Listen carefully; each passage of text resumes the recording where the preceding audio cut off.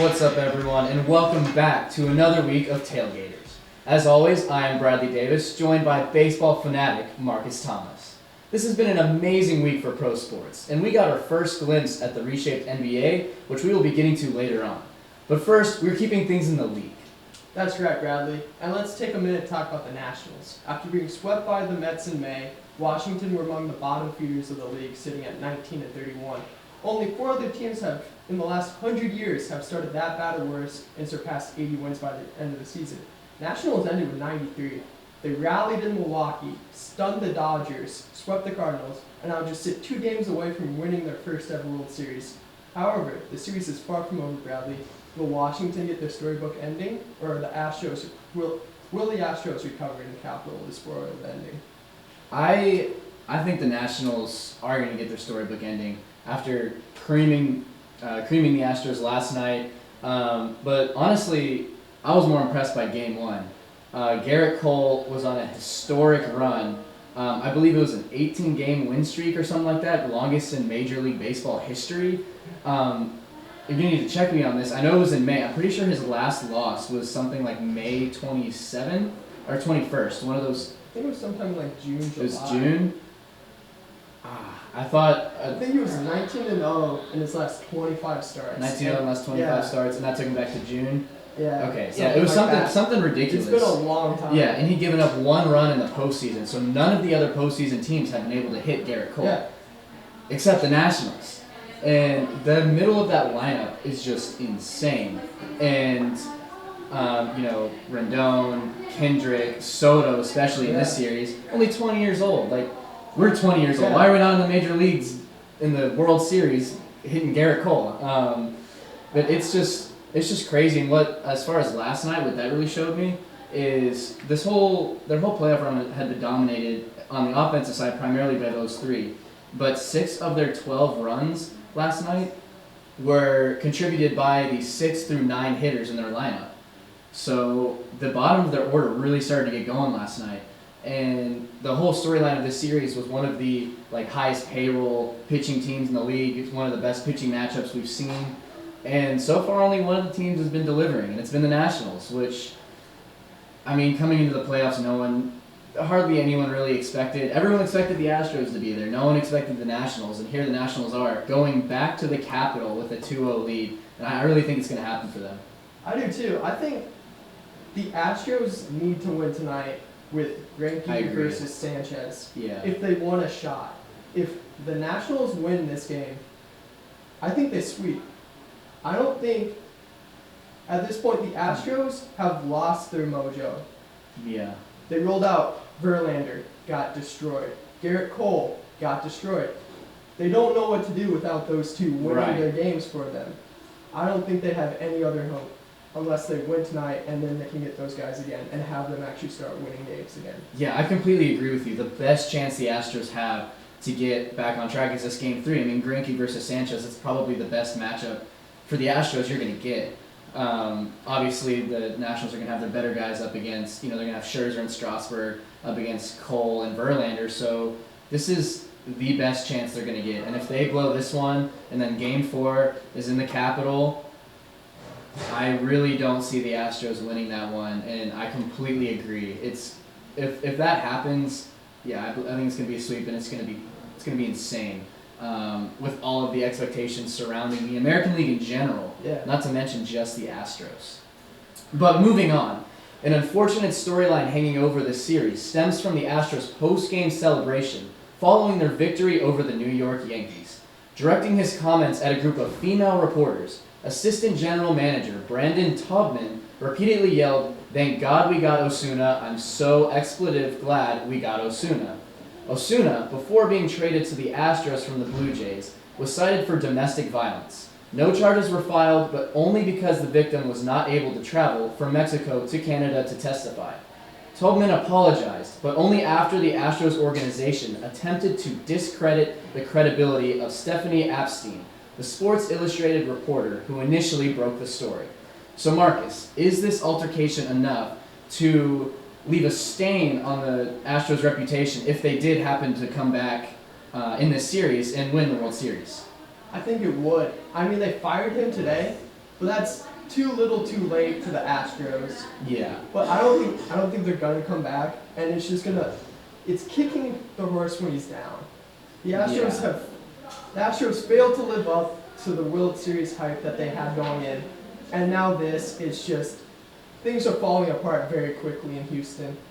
Yeah, I completely agree. So what baffles my mind is the timing of this. I actually read Epstein's article and was watching that game. So Osuna was the least important, like the most unimpactful Astro. Well, actually, he was very impactful, and then he gave up the lead in the 9th inning. He blew the save to send the game to extras. So without Osuna, if another pitcher comes in, they probably win that game in regular time without the extra innings. So why in that situation are you praising Osuna in front of a bunch of female reporters, one of which had a domestic violence prevention pin on her shirt, and Osuna, who just blew the game for the Astros and they came back and won because of his poor performance. And what really, I think, the biggest mistake the Astros made is this, I feel like could have been put behind them if they immediately fired Tobin and then came out with a statement saying they were sorry, this is not acceptable, but instead they attacked the credibility of Epstein, saying that she was trying to make a story where a story wasn't there, and that that she was making it all up and embellishing whenever there was multiple journalists corroborating her story. And now they apologize afterwards because they were like, all right, we can't cover this up anymore. And I just think their mishandling of, I don't even know you can call it a mishandling, like they deliberately tried to go after this journalist just to discredit her so that this didn't seem so bad for them, and now it seems so much worse. And I was always curious as to how Astros didn't get any worse press just for trading for Osuna, because, I mean, this was well known, his character, and they traded for him, and there was really no backlash, but that's not the case anymore. They just brought so much attention to it. Like, the millions of fans who had no idea what the Astros did to get a domestic abuser is now known. And if they win this series, unfortunately for the players who are not involved, I do think it will leave a stain on it. Like, everyone will, like, it'll likely happen. It's like, oh, the Astros won this World Series, but they also defended someone who was praising a domestic abuser that was a pitcher on their team. And so if they do come back in the Capitol, I really think this could hurt them. Oh, definitely. That'll wrap up the World Series talk, but stick around. After this, we'll be joined by Adam Rosen to help us break down the start of the young NBA season.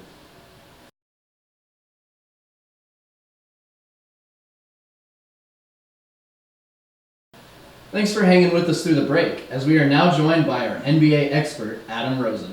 How you feeling today, Adam? I'm doing well. Be better if the Bulls won yesterday, but What can you do?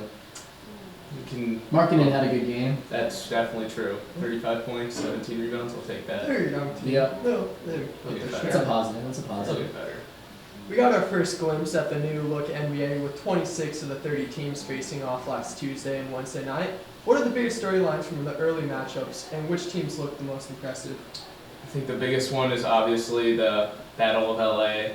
Even though one of the superstars, Paul George, was out, and he's going to be out for a few more games, I believe. You know, it was a great game to watch, competitive. The Lakers kind of had a little bit of struggles towards the start of the fourth, even though they ended the third very hot. LeBron had a good game. Anthony Davis and LeBron looked unbelievably dominant the first half, and it looked like the league was ready to be in for either of them. As well as, I liked the game last night with the Sixers-Celtics. That was a fun game to watch, especially if you like defense. The Sixers pulled out ahead. Ben Simmons almost had a triple-double, and unfortunately for most NBA fans, he did not attempt a three-pointer. Yeah, that was. I was hoping to see one. Didn't think I was going to, though. I think that 1-3 in preseason was blown a bit out of proportion. I found it interesting that you said you thought LeBron played good. A lot of people would disagree with you. I thought he didn't put up enough points, didn't quite shoot for a high enough percentage. But you thought he looked good? I thought he did his best, at least in the first half, obviously, and the block he had a little bit toward in the third, I believe, was on Lou Williams. That was reminded me a bit of that block he had on Iguodala. Yeah, I mean he looked athletic and uninjured, I guess. So that's always a pro. For me, the biggest storylines is it looked like, even though in a loss, that the Pelicans might be able to survive without Zion until he gets back. They did lose, but in overtime to the defending champs. I know they didn't have Kawhi, but still a good team, a solid team. And they really held their own. Brandon Ingram had 22 points on 8 for 19 shooting. So he looked really good. That trade right now, even without Zion, is looking really, really good for the Pelicans. Lonzo looked a little rough, but I'm expecting him to bounce back. And so once you get his production up, Drew Holiday is just solid. Like every game, he's pretty consistent. So I think that's a really big storyline. And also, I really liked R.J. Barrett's performance. He had 21 points on 9 for 13 shooting. It doesn't get much more efficient than that. That's crazy. And I really like to see it because I felt in the preseason he was a little disappointing, and his shooting percentage was terrible in the preseason. And so that was a huge storyline for me. The Knicks lost a close one to the Spurs, but he looked very, very strong. And in New York with that fan base, you got to get off to a good start, or else they're just going to leave a bad taste in their mouth, and they're just going to boo you. So I thought those were the biggest storylines. And then the team that impressed me the most was the Clippers because they took down the Lakers without Paul George. So that was definitely, in my mind, solidified them as a very, very strong team. I mean, we already knew it, but without one of their without an MVP candidate from last year, they still were able to get it done. I think the most impressive thing about this 76ers team, Joel Embiid only played 23 minutes in the game. I didn't know that. Only played He got 23. hurt. Oh, did he get hurt? For a little bit. He came back. I think they're gonna keep his minutes as low as they can while still being as competitive as they can be, because they don't need him to play 35 in the regular season. They're gonna make the playoffs again. Keep him healthy for the playoffs when he matters the most on that team. Ben Simmons dominated without a jump shot, and he will dominate without a jump shot until the playoffs come again, and then he's gonna need one. But he has the whole season to continue working on that when he's not playing and doing the Ben Simmons-esque things he can do.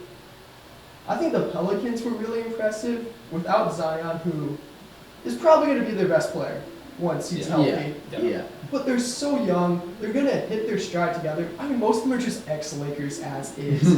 But with Drew Holiday there now, they signed J.J. Redick, they're going to be a good team. He was 4 for 6 from 3. Exactly. He looked really good. Yeah, just like one more remark that I thought was funny. The best Laker on the floor for that game was Danny Green, 10 for 14 shooting. 28 points, I think, too. Yeah, I thought that was kind of funny with LeBron James, Anthony Davis, Danny Green returning to his NBA Finals San Antonio Spurs self. That was kind of cool to see. I think the LeBron scoring 18. I think he was more worried about making sure the offense was working for everyone. They have a bunch of new guys. It was just him going, this is what the offense is going to look like when we need me to be really good again. But for now, it's early in the season. Let's get everyone in the flow of things on how I want this system to work. I'll get my points when I need to. This is just, let's get this team running as well as we can be early. Yeah, that might be just him learning from past experiences because you probably remember when he was on the Heat, they got off to a really slow start in his first year. Ended up making to the finals, losing to the Mavericks, which is a cool series to watch. But you're probably right. He just wanted to get everything going, the chemistry going, so that they don't have a repeat of that 2010-2011 start that they had. But thank you, Adam, for being on, as that will do it for this edition of Tailgaters. But make sure to check back next Thursday, as we will be breaking down the upcoming World Series matchups, as well as following our website at mutv.missouri.edu and our Twitter at 23sportsmutv. For my co-host Marcus Thomas, I'm Bradley Davis. Have a good night.